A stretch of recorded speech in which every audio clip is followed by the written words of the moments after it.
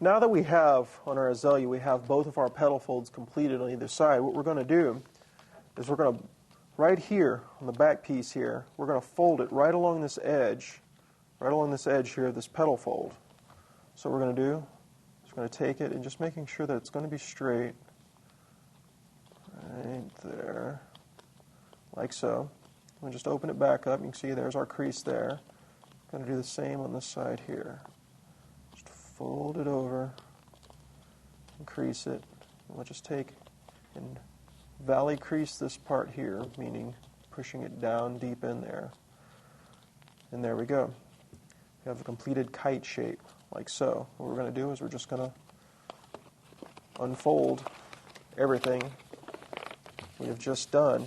There's our pattern. You can see what our pattern looks like. And we're going to go into the next step, which is going to be a lot of fun.